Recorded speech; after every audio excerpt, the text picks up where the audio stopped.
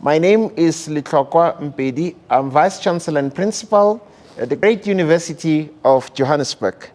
Thank you very much for joining us for another edition of High Tea with the Vice Chancellor. Today, I have a special guest and a special word of welcome to my guest today, Miss Nicky Verd. Welcome. So good to have you here at the University of Johannesburg. Ladies and gentlemen, Nicky is a leading thinker on driving innovation through personal disruption and a human-centric digital transformation consultant focused on people and culture. Today, ladies and gentlemen, we are going to discuss a book that Nicky wrote, which has the title, Disrupt or Be Disrupted.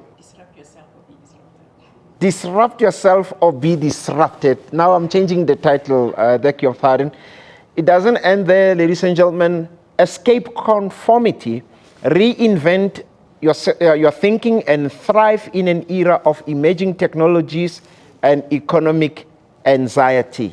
Here at UJ, we are well known for the leading role that we play in the fourth industrial revolution, the leading work that we are doing when it comes to artificial intelligence.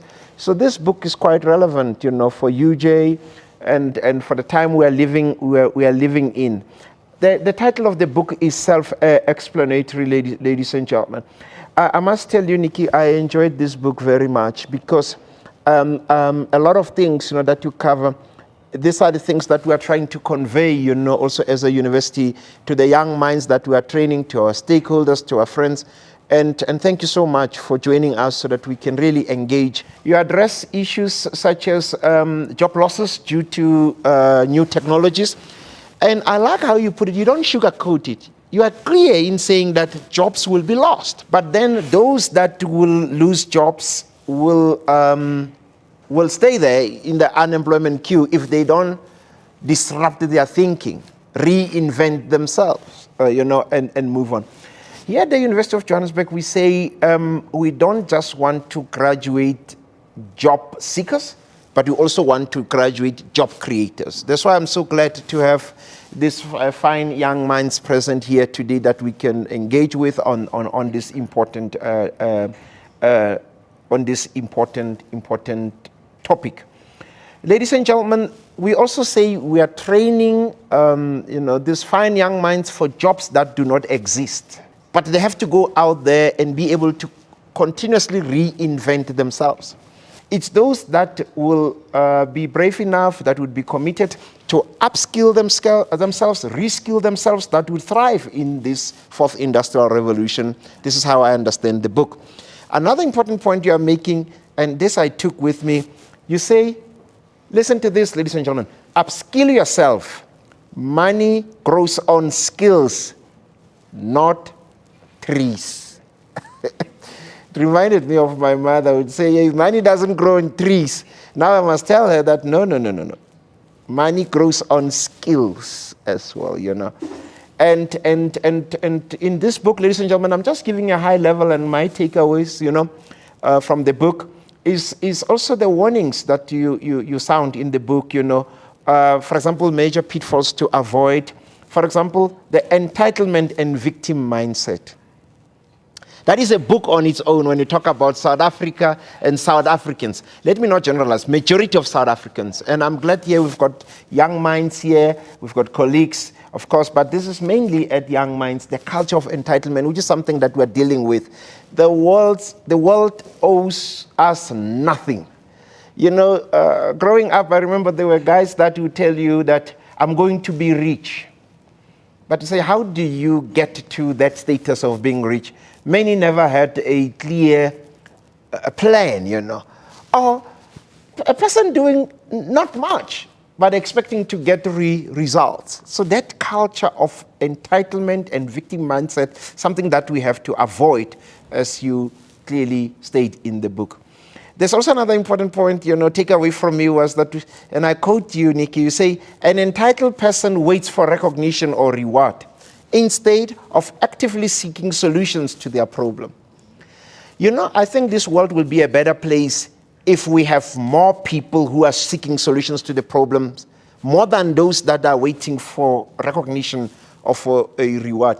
Sometimes people talk to me and say, yeah, but you know, you don't appreciate me. And I'm like, in what sense? Yeah, you know, we don't get bigger gifts, we don't get this thing. I'm like, but you are being paid to do certain things, you know. Let's start with that, you know, and so on. And for me, I feel after reading this book, you know, that this book reaffirms something that I've always told myself, that one can never arrive. You arrive maybe when one is dead, you know, say that, I don't know if there's life after death, but you can only arrive when, you know, you are gone, you know, because there's always opportunities to reinvent oneself. And you advise and encourage one to pay attention to that nagging feeling. And you support this with good stories. I mean, the story of Paul Desmond, a person who learned to play a guitar at the age of 50. For me, it was like, hell, you know, I've got this nagging feeling, something that I feel I wanted to do it all the time. I want to be a DJ. Honestly, I want to DJ, and I'm going to, you know. I even bought a DJing software, you know. I get invited to radio stations, you know. The other day I had my own show as a guest. I could feel that nagging, you know, that nagging. I don't feel fulfilled, you know, honestly. And damn, I'm going to, even though I could be the oldest DJ, doesn't matter. This guy, ladies and gentlemen, and I didn't know about the story until I read your book, he had that feeling to play a guitar. He taught himself how to play a guitar. At the age of 50, he started playing in a band. And he says when he feels like he can't accomplish anything, he looks at that guitar, he says, but anything is doable. To me, I'm going to make a plan. But to you, it could be singing or doing something. Pay attention to that nagging feeling. The day I've honed my skills of DJing, I hope I will still be Vice Chancellor. I'm going to play for my students here at UJ. Right there at the fountain. Yeah. Are you looking forward? I promise you, will you come to... I'm going to have everything set there and play there at the fountain for our students. Just 1 hour. You will never be the same, and I will never be the same. Yeah, no. I mean, there's nothing wrong with that, isn't it? It's not like we're getting drunk at a nightclub. We just appreciate music and making people dance. And your book really told me that you can do it, you must do it. It will be done. And maybe I can make a record and be the most educated DJ, you know. That would be nice. Yeah, and so you know, you have to evolve. That is what you're saying.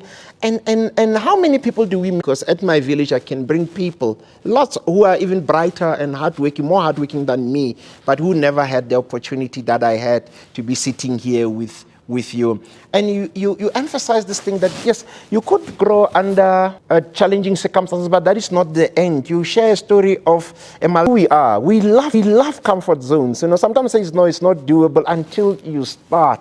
And that is what, so you say evolve, you know. I was touched by this when you say, show me your friends, and I will show you your future. Sometimes the company you keep can determine where you'd go. If you meet people that the only thing they discuss is alcohol, you are going to be an alcoholic. But you get people who talk about, you know, disrupting yourself in a positive way, to say, hey, there's a free course at UJ on AI in the 4IR. Join. You know, you will grow. Ladies and gentlemen, this is not about me. I was just sharing high-level, you know, takeaways. You know, I have my own copy, which she kindly autographed. I enjoyed this book, but this type of a book that you read and you put down and then you pick up, you read again, and then you pick up, you read again. And thank you so much for putting it together. But your story, you know, it's really something that I want you to share yourself, you know, about how life disrupted you and you lost your job. You thought that was the end, but you dusted yourself, and then now you're sharing this with everyone. Ladies and gentlemen, it's not about me. We have the author here with us. I would like to now give a chance to address us, and then later on we can engage with Nicky. Nicky, thank you so much for joining us. Thank you. Thanks, colleagues.